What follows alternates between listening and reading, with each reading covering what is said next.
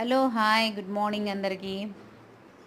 ఈ వీడియో ఎందుకు చేస్తున్నానంటే ఇది మా ఇల్లు, నాకు ఇష్టమైన ఇల్లు. పర్సనల్గా నాకు చాలా ఇష్టము. డూప్లెక్స్ హౌస్ చూడంగానే ఇష్టపడి కొనుక్కున్న ఇల్లు.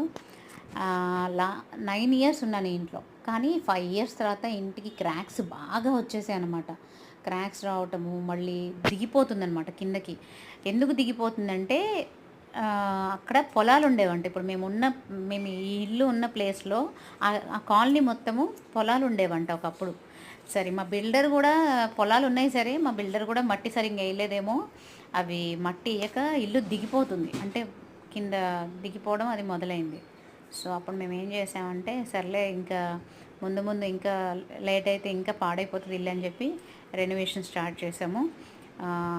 10 days బ్యాక్ అనమాట. సో ఇల్లు రెనోవేషన్కి చేసా. నా వెనక కనిపిస్తుంది చూసారు, అది మా ఓపెన్ కిచెన్. నా రైట్ సైడ్ ఉంది డైనింగ్. ఇది గెస్ట్ బెడ్రూమ్. కానీ గెస్ట్ బెడ్రూమ్ అంటే మా హ్యాచీ ఉంటాడు, మాకు ఒక డాగ్ ఉంది కదా హ్యాచీ అని, దాన్ని ఈ బెడ్రూమ్లోనే ఉంచుతాము. ఇక్కడ ఒక బెడ్ ఉంటుంది, సో ఇక్కడ ఉంచుతాం. ఇల్లు మొత్తం ప్యాకింగ్ చేసామన్నమాట. అసలు నేను చెప్తున్నాను కదా, మా వారు మా అబ్బాయి ఇంకా ఫుల్ ఎట్లా అంటే మొత్తం కబోర్డ్స్ కూడా మొత్తం గ్రీన్ కవర్ కనిపిస్తుంది కదా ఆ కిటికీలో, విండోలో, ఆ దాంతో కవర్ చేశారు.